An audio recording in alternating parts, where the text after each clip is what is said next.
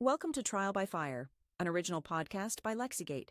In each episode, we sit down with women who built their own firms and redefined success on their own terms. Here's your host, Julia Hensel. Welcome back to Trial by Fire, where we hear the inspiring stories of women who run their firms. Today, I have the privilege of talking to Andrea Staub. Andrea Staub is a personal injury attorney and shareholder at Metzger Wickersham, a Pennsylvania firm that's been around since 1888. And she's spent her career taking on big insurance companies for everyday people and is completely at home in front of a jury, which is why I thought she would be a great fit for our show, Trial by Fire. So Andrea, thank you so much for joining. Welcome to the show. Thank you. I appreciate you having me. Awesome. Well, I am so thrilled to be able to hear your story today. I would love to just start off from the very beginning. So, I think your story is unique in that many of the folks I've been talking to have started their own firm, but your firm started in 1888, as I just mentioned, so you were not the one to found it. So I would just love to hear a little bit more about your journey into the leadership role that you have today. But to do that, I'd love to start from the very beginning and first just hear a little bit about why law in the first place for you, what kind of sparked your passion. Yeah, so it actually started when I was in middle school or junior high. So we had to do like a career day, a report of like a future profession that we wanted to do. And I think for whatever reason, for a lot of young girls, it was either going to be about marine biology or the business of law. And I had actually done the report on a corporate lawyer and going down that aspect. So I didn't know really what type of law I wanted to get into at that point, but I think that was like 8th or 9th grade. And from that moment on, law school was my goal. I didn't have any other aspirations or wasn't anything else, any other course that I wanted to take. So my focus going into undergrad was that I was going into that political science to try to get me started for law school and then right into law school and then being an attorney. So really young age, I knew that's what I wanted to do. Wow. Was there something as you were pulling together the report that really caught your attention or sparked a love of law? I don't even know necessarily what it was about, like I said, because it was about corporate law. And I think it was just the researching of it and then applying what I was researching to what I needed to do, which is what I do every day when I'm talking to a client or, applying their story to the facts or the law. So I think that just kind of steamrolled from there. So it wasn't one particular thing. I just like the whole. That's awesome. I feel like you're a unique success story of career day and career projects at school. I feel like so few people actually end up in those roles. But that's really cool that it sparked that for you. And now here we are. Awesome. Well, fast forwarding a little bit, I would love to hear about, now you are a shareholder at the firm at a very well-established firm that's been around for a long time. And so I was just wondering if you'd share a little bit more about that journey and what it took to earn that kind of seat.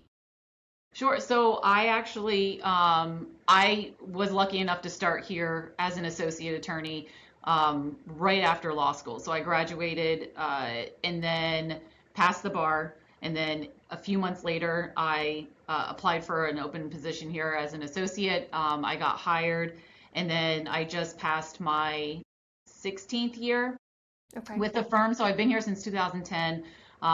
Like I said, started out as an associate. And here we're a very open firm, open door firm. A lot of the attorneys work together. We're not a huge firm. Right now we have 6 attorneys. When I started, I think we had 7. And a lot of the partners that were at the firm at that time were really good mentors. Like I could go to them if I had any questions on anything. And watching them and working with them just helped to build my ability to kind of lean into or get into, the partnership role. Okay. That's great. It's awesome to hear about the mentorship. I feel like throughout these podcast interviews, I feel like that's been a common theme of just being able to find trusted advisors who can teach you the ways. And I guess on that note, you have an incredible amount of trial experience. And so would just love to hear about, one, how mentorship has played a role in shaping the way you show up in the courtroom. And then after that, I would love to talk a little bit about some of the most meaningful cases you've had. Sure. So, I mean, I'm lucky enough, even working with defense counsels in the personal injury realm, you get to know a lot of the attorneys that you work with, whether it's in your own firm or whether it's somebody that you're going up against. And they always have a wealth of experience. And if you are willing to talk to them and ask them questions like outside of what's going on with the court proceeding, a lot of them are willing to give you a helping hand or a helping hand or like pointers on what you can and cannot do or should not do, or easier ways of going about it. So I think asking questions and be willing to put yourself out there in order to get some assistance or even some knowledge of people that have done it before is incredibly helpful. And like I said, the attorneys that are here or that were here when I started, they threw you in to working up your own cases. And I think that was a good way for me to learn. They were right there beside me to help if I would need it. But they let me take on a lot from the beginning with the cases and just continue working the cases from the very beginning. And I think that helps facilitate instead of just watching or reading something. I think doing it helps it become more ingrained, and then just way easier for you to implement it when you're doing it yourself. Totally. There's nothing like firsthand experience to really work out the kinks. Yeah. And speaking of, you have a lot of experience. And so I would love to just hear if you could share just a couple of example cases that have been really meaningful for you personally in your journey. Yeah, sure. So, I mean, I have a number of them. The ones where the person, whenever a client comes to you for a personal injury, it's never their fault. Obviously they didn't do anything to deserve what they were going through. They most likely didn't do anything wrong. Then they get into this incident and they are very injured. And the ones that stick out the most to me are the ones that are, it's not just the physical injuries, but it's also the impact on them emotionally. So having a lot of my clients, I have the connections with, we deal with a lot of our clients firsthand. It's not something, that we talk to our clients once every 6 months and let the paralegals handle, the rest of the contact. Most of my clients I am on the phone with at least, once a month, if not more than that, just to check in and see how they are doing. So the ones that come to me where maybe they tried to handle it on their own, or they even went with another attorney and the other attorney either turned them down without giving them any explanation, or the insurance company wasn't listening to what they had to say, and then they come to us and we're able to get them the compensation that they deserve and that they're entitled to. And I think those ones are the ones where it's not, the individual cases that are not so cut and dry, where you need to make those arguments and you need to advocate for your clients because maybe the law isn't clear, or maybe the facts aren't necessarily clear. And I think being able to be that advocate for that person and then it having a good outcome, those are the best kinds of cases. Yeah, that's awesome. Especially for, someone who maybe didn't have their story fully heard originally and someone maybe turned them down without all the information, but then you take the time to be listening ear and really dive into the facts of the case and get them. Yeah, and it's overwhelming for them. It's overwhelming for anybody that gets into an accident like that. Like they're getting calls from all over, from all different sides. You get their medical bills and they're trying to get the treatment that they need. So we like to tell them, you focus on your treatment. We'll take care of everything else. And I think a lot of our clients really appreciate that because we don't just let it hanging at the end. Like we take care of making sure their medical bills are paid and really making sure that when they walk away, they're walking away with their case completely closed out and they're not worried about something coming back at them later on. And we're just saying, we wash our hands of it, we're done. We really make sure that the case is closed from A to Z. Yeah, that's great. Yeah, it's you're meeting people in the hardest time often of their lives. And so the logistical burden alone of everything they're dealing with, but then you match that with all of the emotional burden of kind of a traumatic incident, and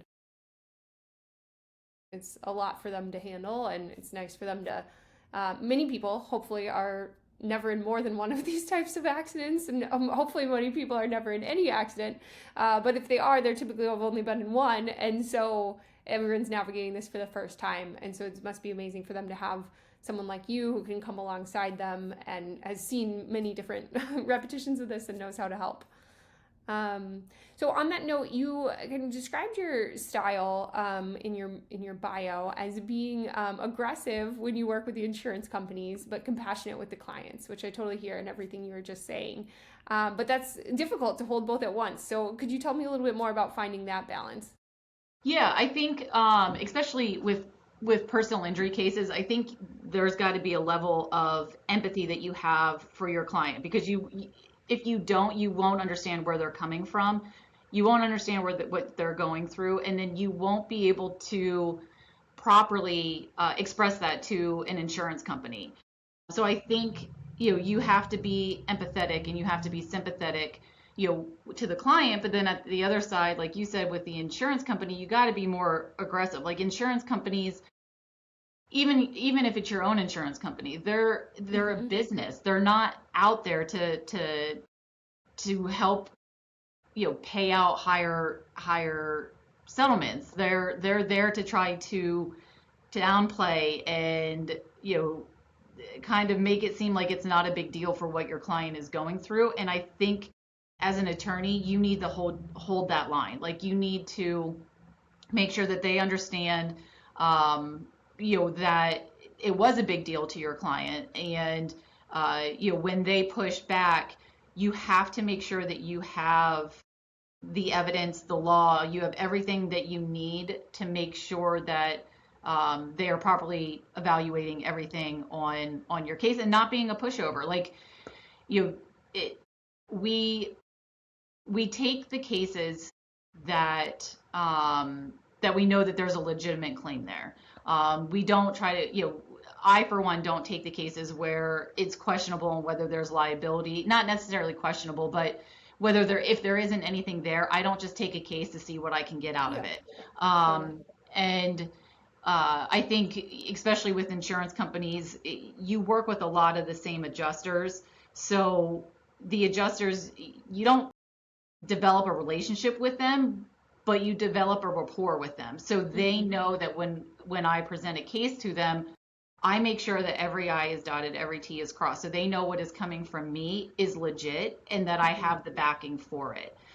So, I think having that relationship with them and then also with the client, it helps to develop the case a lot better and just get it through, because at the end of the day, you don't want to prolong it if it's something that you're able to get done with the client or for the client's benefit. And you don't want to be too hard-nosed with the insurance company or defense counsel for that matter, because that doesn't get you anywhere. Like I don't like it when I don't like it when attorneys are so rigid where they just do not pick up the phone and try to handle anything over the phone. Instead, they just want to file motions or get the courts involved. And I don't necessarily agree with that. I think having a good relationship with the client, but just with the adjusters and the attorneys too, helps facilitate getting the case done for the client's benefit in a timely manner. Totally. Yeah, I think that reputation piece is really important, and maybe even now more than ever, as far as I know with more and more AI out there, I feel like some people are starting to think, oh, maybe I can just represent myself, which I think is a really terrible idea for a many number of reasons, but especially because I think people don't realize the importance of the reputation and rapport that you have with the insurance companies, and just that, having something like your name behind it carries Mm-hmm. so much more weight with them, because they know, Andrea's done this hundreds of times. She's not messing around, and she wouldn't take this if it weren't serious, and that helps them get the most for their case. Right. And I think like you said, the AI thing, I think AI is a great tool. Mm-hmm. But what I don't think people understand, it's just like when people go on and they Google what their case is worth. Like Yeah, that is not giving you an accurate representation on what you could get, totally. because where you live, where the accident occurred, all of that plays a part in what a case is worth. So like people think that they can do those things on their own, but there's nuances that are Mm-hmm. involved that can change how a case can end up, and that you're not going to get that from AI. Yeah, absolutely. I mean, I use Claude, ChatGPT, etc. for a lot of things, but Mhm. sometimes it does when I try to be my own doctor, for example, and I start entering my symptoms. It is crazy what kinds of wild ailments I can have according Yeah, to they're it, like, and I get to the think emergency room right now, and there's like yeah, actually nothing exactly. wrong with you. Totally, totally. But I think very similar, like people have very similar experiences when they start to be their own lawyer, Hmm. because they can't necessarily weigh the relative importance of different nuance factors, like all of what you just mentioned. Okay, so switching gears a little bit, I would love to now talk a little bit about the business side of law, because as a shareholder, you manage many things outside of just the things that you learned in law school. And I think that some of those things can be the hardest to adjust to, because it's not something that any amount of training could provide. And so I would just like to hear on the business side of law. So as you think about the financial management, the leadership and coaching and management of people, and the marketing side of things, what have been some of the hardest lessons learned that you've had? Sure. So I actually became a shareholder in January of 2020, and Mm-hmm. then 2 months later we get shut down because of COVID. So trying to learn how to do the business management side and at the same time also navigate the whole COVID experience was Yeah, just yeah, I just felt like I was on a hamster wheel sometimes. Like it just totally. you had Trial by no fire, idea. as the podcast is called. Yes, exactly, exactly. So, now that we got beyond that and into it, it's very difficult because it's two completely different hats when you're managing and running a law firm as opposed to being the attorney. Mm-hmm. So, there's uh, all sorts of meetings that we have throughout the day, and you got to switch those hats, and it's not easy. Like we have a great COO that helps run the business side, and she helps to focus us because we are attorneys. We are not business owners. Well, I mean, we are, but that's not the what we went to school for. So, Mm-hmm. having, I think, a good team behind you is an absolute necessity. So, we have a new marketing team that is handling our marketing, because marketing for personal injury is so difficult. Um, there's just so many competitors out there that you got to try to figure out a way to differentiate yourself. And you know, historically, that could have been, well, before, a little bit before my time, that was the yellow books. Nobody Mm-hmm. uses a phone book anymore. Yeah. And then it was TV. Well, TV is getting outsourced or overrun by cord cutting. You know what I mean? Like OTT Mm-hmm. and Mm-hmm. YouTube and things like that. Yeah. So then you got to switch from that to the SEO or the Google Analytics. And I can tell you that has probably been the hardest thing, is Mm. trying to figure out how best to put our marketing dollars in order to get those calls to come in. And it's not easy. Like I can tell you that I know more about SEO now than I did a year or two ago, and I still don't understand it completely. So I think having a really good team behind you that knows what they're doing in those departments is Mm-hmm. crucial. Otherwise, you're just going to be You're going to be floundering. There's just so Yeah. much time that can be spent just doing that stuff that you're not going to have time to actually do the practice of law, which is what I Totally. went to school for. Totally. Personal injury is like the most competitive marketing landscape It's out there. insane. And so it's an absolute arms race as far as, you can learn everything that has ever been done, but then you still need to do then yet one more thing, right? To then beat the other people who have done what's already been done. And so it feels like kind of a never ending hamster wheel of Yeah, needing and to it keeps learn. changing. There's new things that come out that you want to try, and then you got to determine, well, is it going to be worth it? So you got to give it Right. time then to figure out if it's going to do what it needs to do. So it's just trying to navigate that and trying to figure that out. Yeah, I mean, I have a lot of calls with our clients who are often, in your shoes. And in SEO, there are so many acronyms too. And so we'll be talking about domain rating and, so many other terms. And then, I can tell there's just blank stares. And so I was trying to put it in business language because of like, I know I always joke, I'm like, oh, they didn't teach you about domain rating in law school. But anyway, it's like, there's so many technical terms. And yeah, I like what you're saying about so much of business success in any industry you're in is like finding people who are more of experts about something than yourself and kind of learning from their expertise. Similarly to how, other people shouldn't be their own lawyers and whatnot. For sure. Yep. Cool. And then speaking of kind of helping the firm grow, I know that you were also admitted to the Maryland bar, which kind of helped your firm expand in a new state. So could you share a little bit more about that growth and expansion and what that process looked like? Yeah, so we're not mainly in Harrisburg, Pennsylvania. So the state line is an hour away, if that. So we just, with the competitive nature of the area that we are in, we just decided let's branch out and try a different state. So Maryland was one. I still had to take, it wasn't something that I could just have my bar. It wasn't reciprocal. So it wasn't, I had to take the test. I had to study for it. And I can tell you that taking a multiple choice test 10, 15 years after I was in law school is not the same thing. Like trying to learn how to study again, I don't want to take any more tests. I can tell you that. But I got in, and then we now have 2 offices down there, and it's completely different. The law down there is completely different than it is in Pennsylvania. So trying to figure out those differences and making sure that we're following the law that we need to down there as opposed to Pennsylvania law. That's something that we've needed to learn and make sure that we have the infrastructure in place here to be able to do that. And it's been fun. I mean, it's a completely different animal down there. But the background or the nuances as far as the case itself is concerned is the same no matter what state that you're in. So you just have to learn how to better advocate for your clients under those different laws and things like that. But it's been fun. Like I said, we're in Frederick, and now we just opened one in Germantown. So hopefully we'll be expanding beyond that. But it's been really well. Good. That's great to hear. So I love hearing about, the highlights and the good times about things like growth and expansion.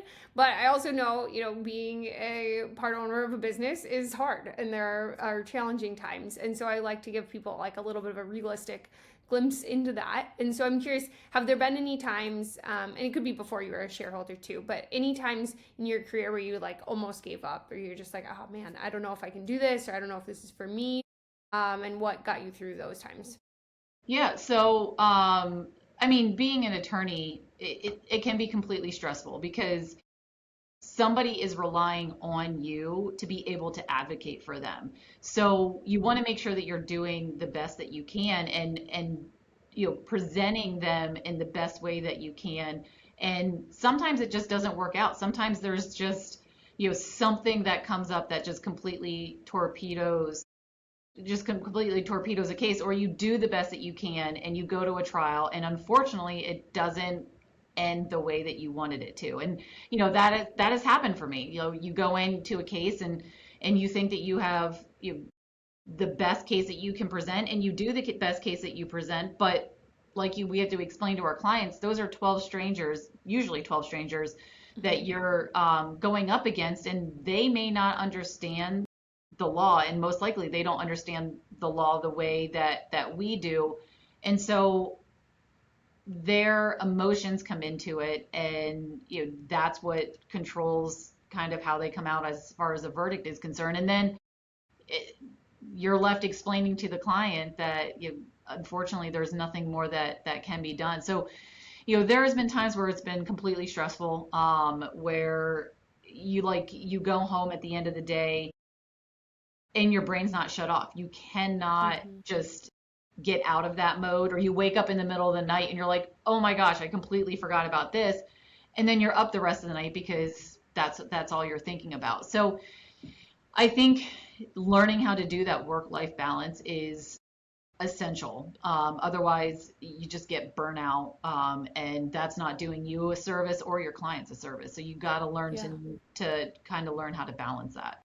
Yeah, absolutely. Do you have any advice of like things that you found have helped you unplug or compartmentalize or whatever it might be to kind of find that balance? Yeah, so I'm friends with a lot of not only the attorneys that are here, but other attorneys. So other attorneys obviously understand what you're going through, and talking with them about it, just being vulnerable, letting them know kind of where you're at, and if you need any help, even if it's just going out and getting a glass of wine or something at the end of the day, something to just de-stress. And then I have two little ones. I have a 3-year-old and a 5-year-old. So doing stuff with them definitely helps kind of keep that balance there. And I like hobbies. I like to garden. I like to do woodworking. So anything to get my mind off of work, whether that's running the firm, or whether it's a particular case, or whatever the case may be. I think like I said before, having that work-life balance is essential, and thankfully I'm at a firm that does that. We prioritize that not only with our attorneys but also with our staff. So working those 80-hour-a-week type attorney positions is not what we do here. We have a very strong work-life balance where we know that it is very important to get out of here and live your life too. Yeah. And I feel like what you shared really highlights the importance of, I'm almost hearing two things. Like, one, it's great to have people who understand, right? Other lawyers or business owners or whatnot who you can commiserate with and share with and have a glass of wine with, and they really get it. But also it's nice to kind of have people in your life almost who don't understand, like maybe your 3 and your 5-year-old who, their love and care for you has nothing to do with, how your last trial went or how things are going at the firm and whatnot. And I feel like similar for me, even, when I go and I see my grandma, right, it's like, she doesn't know anything about SEO, but it's like, it's nice to sometimes be in an environment where it almost forces you to compartmentalize because folks aren't as involved in the business side of things. So cool. Well, just to close out, I would love to hear about any goals or dreams that you have for the future, either for yourself or the firm. When you think about things you hope for over the next 10 years, what would that be? Just keeping the firm relevant and wanting the clients to come here. Like you said, we've been around since 1888. That's a huge not burden, but that's a huge weight to carry. We want to make sure that the firm continues and doing the right things for that. So in 10 years, I would hope that we're still here. I would hope that we can do another milestone anniversary, and just continue to develop the firm. I know, like, with AI and embracing what that can help do and with the firm, and helping to speed along the cases and things like that for our clients. So I think really just making sure that the firm and our staff are taken care of, and that we're continuing to develop, push into other areas, and get us out of our comfort zone, like whether that's getting into a different kind of law, or going down a different avenue to explore. There's so many things that are out there that we could open up to. So it's just looking for them and then being able to develop the time and the infrastructure to be able to support that. Awesome. Yeah. The pace of change is so fast right now. So I think it's hard for any of us to kind of extrapolate what 10 years from now will look like. Right. So I think you're absolutely right. A lot of it is just how do we stay relevant in a time when things are changing so quickly. Awesome. Well, this was a wonderful conversation, Andrea. I really appreciate your time sharing your story. We will have your website and whatnot in the show notes so that if people want to research you or the firm more, they can see that there. But thank you so much for joining us. Yeah, no problem. And if anybody ever wants to reach out and chat about something, my contact information, I'll put my email in there. Anybody can reach out anytime and I'll be happy to talk with them. That's very kind. I feel like that really gets at like how we open the importance of mentorship and Yes. whatnot. So really appreciate your willingness to do that. Have a great day. Thanks, you too.